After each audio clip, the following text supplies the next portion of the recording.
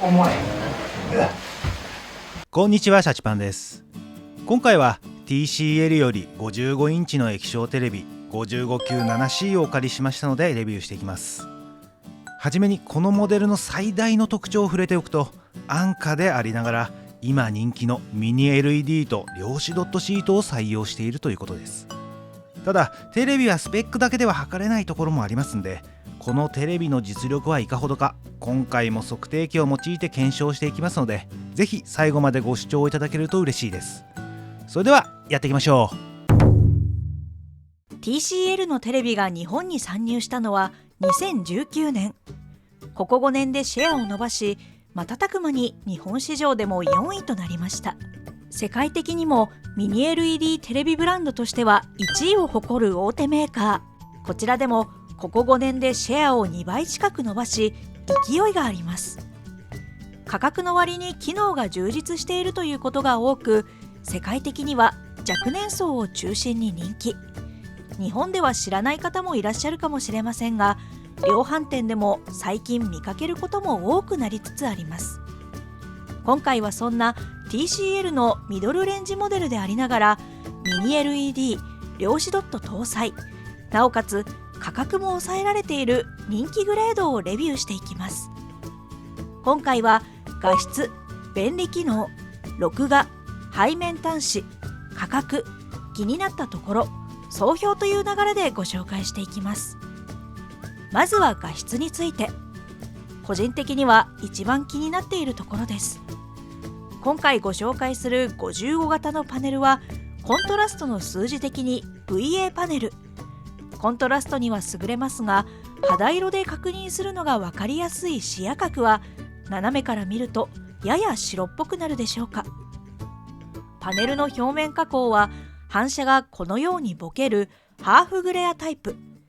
黒表現は外光反射で白っぽくなりやすいですが、鏡のような映り込みが嫌な方はこちらの方がいいでしょう。画質は明るめで派手めなテイスト。地デジ、4K 映像、ゲーム映像などをきれいに映し出します。ミニ LED、量子ドットを採用していることが最大の特徴で、明るさは最大設定であるダイナミックモードでは約2000ニト。ミニ LED 搭載モデルでも2000出せるものは限られてくるでしょう。迫力のある HDR 映像も1000ニトあれば十分堪能できるレベルですので、ポテンシャルは十分あると言えそうです。続いて色表現の方では、波形のスペクトラム的にこんな感じ。量子ドット採用モデルは原理的に色表現に優れますので良好です。この波形はテレビメーカーのホームページなどでも紹介されていることも多いので、見たことがある方も多いかと思いますが、色表現が優れているものは従来の液晶特性に対し赤、緑、青の基準光が鋭く立ち上がっており、混色が少ないことが特徴です。混色が少ないので色の表現が優れているということです。ただ BT2020 のカラーカバレッジ的には約 75%。 量子ドット採用モデルとしては少し物足りない方ではあります。暗部の表現に影響するミニ LED のエリア分割は55型で548。ミニ LED でないとできない数字となっています。総じて言うと、昨年の QM8B よりも各性能が強化されており、後に触れる価格を考えれば十分コスパのいいパネルを採用していると言えそうです。その他には地デジやネット動画などコンテンツに合わせて色や輝度を最適調整する AI 高画質処理や、動きの速い映像に強い倍速駆動、ゲームモードでは VRR に対応し、4K 映像でも 144Hz まで対応。これはゲームをやられる方には嬉しいポイントです。4K 映像、地デジ、ネット動画、ゲームなどを一通り試してみて、このクラスとなるとやはり輝度、色ともに迫力が出てくるなと感じました。量子ドットなどの色表現が優れたモデルは他社でも赤の使い方を苦戦しているところが多く、肌色が少し赤っぽいなと感じるシーンも少なくないですが、今期は自然な描写で特に違和感がありませんでした。続いて便利機能3つほどご紹介します。1つ目は Google TV 搭載ということで、リモコンのホームボタンよりさまざまな動画配信サービスにアクセス。 Google プレイストアより好きなアプリをダウンロードすることができます。アプリはエンタメやスポーツなど多くあり、このようにボタン1つでアプリをインストールできます。メモリ容量は非公開ですが、試しに20個ほどアプリをインストールしたところ、特に動作も重くならず良好でした。2つ目はスマホ連携。スマートフォンの画面をテレビに映し出せます。 iPhone も Android スマホも両対応となります。シャチパンの iPhone もこのようにシェアでき、写真や動画を楽しめます。また YouTube などのアプリもテレビにキャストでき、大画面で楽しむことができます。これが結構便利です。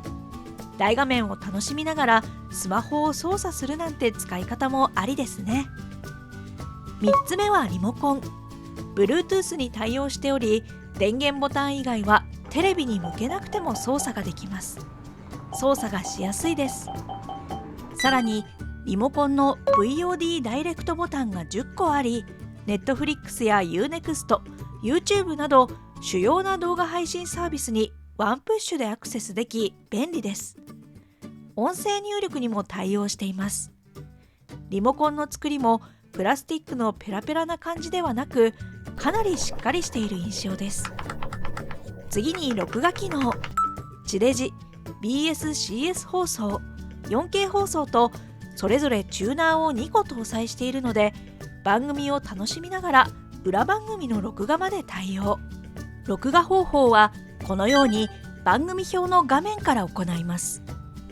録画予約した番組は赤いマークがつき、一目でわかるようになっています。番組表の文字サイズの変更はできませんが、サブチャンネルの非表示ができるようになっているので、以前のモデルよりだいぶ見やすくなりました。ここは個人的には嬉しいポイントです。ただ、同時録画番組数は1番組までとなりますが、重複し録画できないはずでも、番組表には複数マークがついてしまうのは少し分かりづらいかなと思いました。録画番組一覧は録画リストボタンからワンプッシュでアクセス可能。未視聴番組、ジャンル別に分けて見ることができます。番組再生にはオートチャプターがつきませんが、早送り、巻き戻しは32倍速まで対応。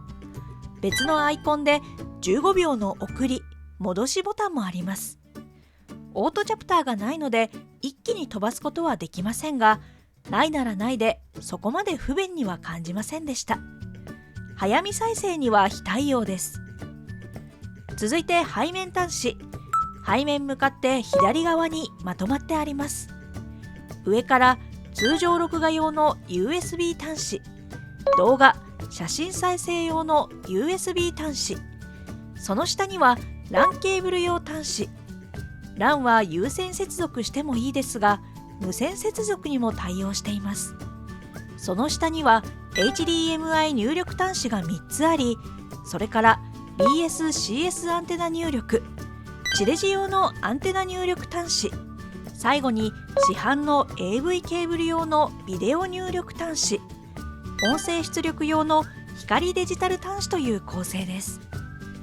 ゲームで使う 4K144p 入力端子の HDMI 端子は2つ備え、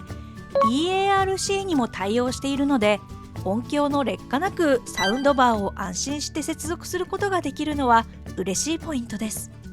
表示遅延は 120p の PS5 想定信号で約 1.2 ミリ秒、一方 60p の PS4 想定信号で 9.7 ミリ秒でした。ゲーミングモニター並みの表示遅延で、テレビでこのスペックはトップクラスでしょう。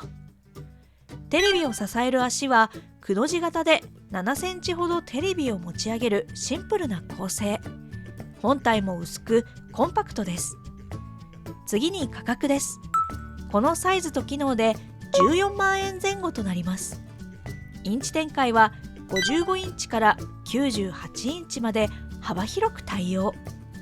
インターネットのみの販売ということで、他社の同等モデルと比較すると価格はだいぶ抑えられています。このランクのミニ LED 量子ドット搭載モデルがこの価格帯から購入できるのは驚きです。一昔前なら20万円は優に超えていたと思います。この価格帯ならさらにワンサイズアップで65型の迫力ある映像を楽しんだり、サウンドバーやレコーダーを買い足して音質面や録画面をさらに強化するという選択肢もあるかもしれませんね。画面サイズアップは迫力に直結しますので、個人的には置けるなら大画面はおすすめです。続いて気になった点です。2点ほどご紹介します。1点目は録画機能周りです。同時録画番組数が1番組ということで、録画をたくさんしたいという方は少し気になるところかもしれません。 TVer などの VOD と併用することで問題となるケースは少なくなるとは思います。また録画番組リストもジャンル別に加え、曜日別の分類ができればさらに録画番組を探しやすいなと感じました。いずれも慣れで解決できそうではあります。2つ目は画質です。これはシャチパンの好みの部分があるかもしれませんが、ちょっと全体的に明るすぎるテイストかなと感じました。テレビではアレンジ少なく出力する映画モードでの EOTF カーブを測定してみてもその傾向は顕著です。 EOTF とはエレクトロオプティカルトランスファーファンクションの略で、簡単に言うとディスプレイ側に入力された電気信号がどれくらいの明るさで表示されるかという特性を表します。横軸が映像信号、縦軸がモニターの発する明るさです。このオレンジの素直な右肩上がりの線、これがいわゆる脚色なしのベース特性。対して灰色の線が本気です。本気はベース特性に対しだいぶ明るく表現する絵作りがされていることがわかります。画質の好みにもよるところかもしれませんが、明るめな絵作りからか中間階調で少し色表現に違和感を覚えた場面もありました。またダイナミックモードでは最大2000ニト近く出る強力な輝度表現も、通常モードでは900ニトとなってしまうのも少し残念でした。十分明るいんですが、できればあと一歩1000ニトを超えてきてほしかったです。最後に総評です。本モデルはミニ LED 量子ドット採用とリッチなスペックを持ちながら、 TCL の強みでもある価格を十分に抑えたコスパに優れるモデルです。その上 Google TV ということでさまざまな VOD コンテンツ対応、 Chromecast 機能、 HDMI 端子も3端子搭載と、テレビとしての基本機能もしっかり有しています。価格もこのクラスのテレビの中ではお手頃感があり、大きいテレビを試してみたいという方、映るだけのテレビじゃなくて画質にもこだわりたい方、セカンドテレビ、ゲーミングテレビをお探しの方など幅広くおすすめできるかなと感じました。逆に最高画質がいいって方、録画の利便性を求める方には残念ながら向きませんが、これからテレビを購入予定で本動画で魅力を感じた方はぜひ検討候補に加えてみてはいかがでしょうか。